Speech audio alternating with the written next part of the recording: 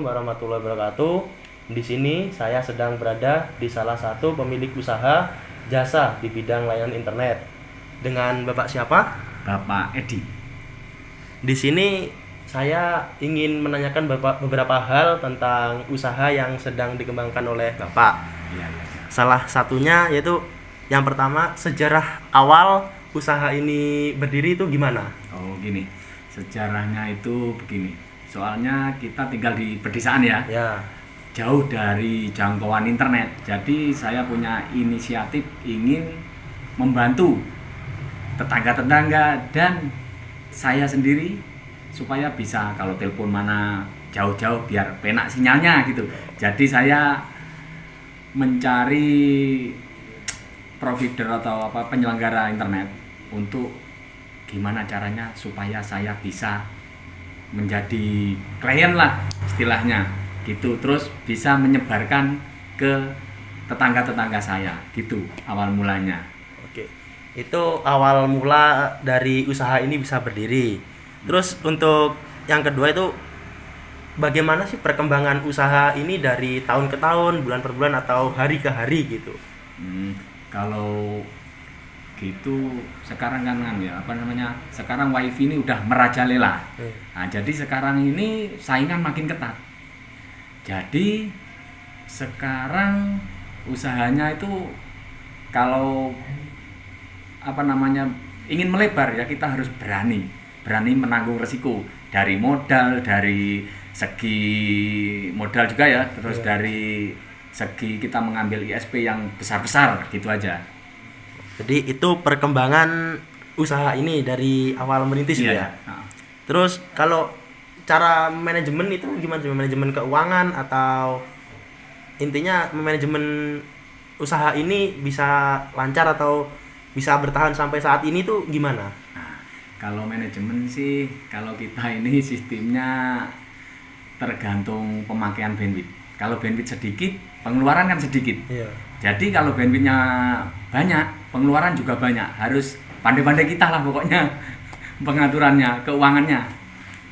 Jadi kalau untuk manajemen itu berarti Stabil. sepandainya kita lah. Gitu. Terus kalau untuk kerugian per bulan itu kisaran berapa sampai berapa gitu. Terus dikarenakan apa gitu kerugiannya itu? Alhamdulillah kalau saat-saat ini masih terkendali ya. Kalau kita bilang rugi itu ada penyebab tertentu. Satu, alat-alat terbakar dari listrik. Terus kedua, bisa dari petir. Nah itu kita memang merugi. Tapi alhamdulillah saat ini masih stabil, masih bisa terkendali. Jadi kerugian itu bisa dari listrikan, bisa dari alam juga kayak betul. hujan, ada petirnya gitu Iya, ya. betul itu. Badai itu. Terus kalau keuntungan per bulan itu kisaran berapa gitu? Kalau ada kan kisaran berapa juta sampai berapa juta gitu. Iya ya. Kalau keuntungan kita harus lihat dari segi klien juga sih. Nasabah.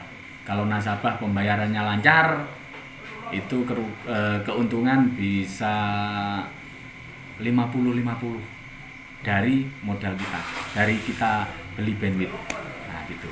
Jadi bisa separuh intinya gitu.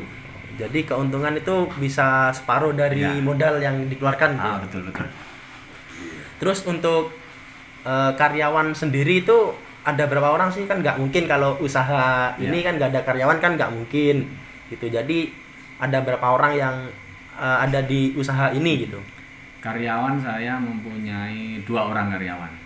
Tapi waktu karyawan kita tidak mampu menghandle, kita selalu manggil teknisi lah.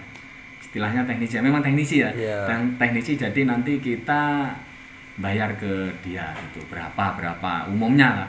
Tetapi misalkan teman-teman kita masih bisa menghandle, kita kerjakan sendiri. Gitu. Jadi untuk karyawan itu ada 2 orang. Cuma untuk kalau tidak ada yang bisa menghandle 2 orang itu nanti manggil teknisi gitu untuk membantu memasang ini itu gitu ya. Iya betul gitu. Terus saran untuk kita calon wirausaha di bidang, bisa di bidang internet, di bidang apa apa namanya, desain atau apa, itu kan pasti ada saran lah untuk Iya, kita. betul. Kalau saran saya sih gini aja. Ya belajar yang tekun, semangat, terus teori-teori itu diperhatikan, nanti langsung praktek gitu aja. Itu saran dari saya.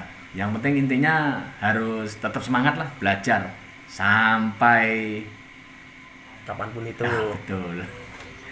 Oke, jadi itu saran dari salah satu pemilik usaha di bidang jasa layanan internet, yaitu ya kita nggak boleh berhenti untuk belajar dimanapun dan kapanpun itu.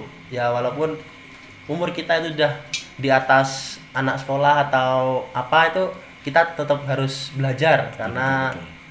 itu adalah kunci awal kesuksesan.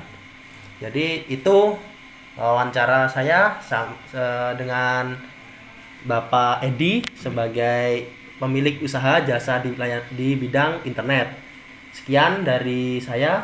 Assalamualaikum warahmatullahi wabarakatuh.